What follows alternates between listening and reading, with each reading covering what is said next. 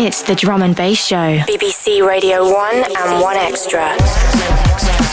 So it's Friction Fire time right here on the Drum and Bass Show, BBC Radio 1 and 1 Extra. And we have one of the men responsible for the Friction Fire this week on the phone right now. TC, how are you, mate? Very good. How are you, mate? I'm very good, mate. We kind of spoke the other day, so I feel like we've got all our conversation out. So we're going to have to just... we're going to have to talk just strictly about music, aren't we? Yes. Well, that's pretty much all I talk about anyway with anyone, pretty much.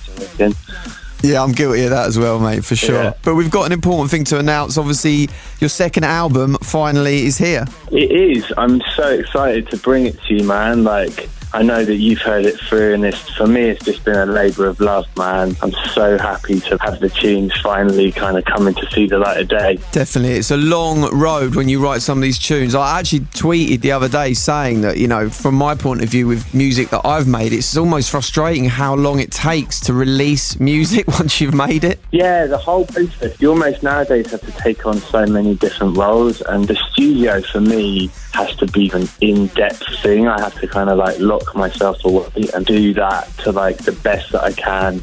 And then when it comes to putting the tunes out, there's so much that you have to do as well. You almost have to like be your own manager, do like a ton of emails and send it out to all your mates and all that stuff. So yeah, it can be like such a long thing. I think some of the tunes are like 2 years old now, but have been on the club dub plate circuit. Well, yeah, there's a couple of them, you know, I won't mention names, do you know what I mean? But there's a couple of tracks that you've given me, actually, that I've had for a minute and just kept strictly to club only or whatever.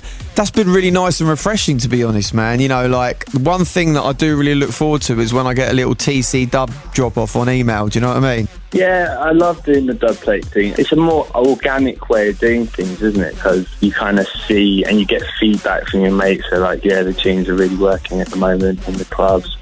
That was a big thing for me to like choose which tracks were going to be on that album, do you know what I mean?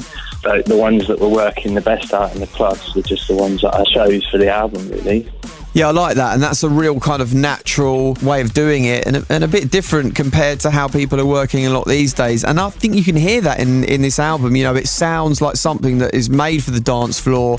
You know, there's no ulterior motive or anything there. It's just you doing what you do, mate, really. Mate, I really appreciate that. I put so much heart and soul into it. That was the thing. I just wanted to kind of convey as much emotion as I could. And I want people to kind of hear the blood, sweat and tears that went into it. But also just the love for it, man. Like, I've been getting all the old hardware out. Trying to just do a bit more organic feeling music, you know? It is dance floor, but I feel like I can listen to the tracks from start to finish and just be like, yeah, that's vibes, man. I want to go for a drive in my car or something. Definitely. Well, look, we're looking forward to basically playing some more of this album, man. I can't wait, especially the tune with Stylo. I love in the tune with Stylo. Thanks very much, man.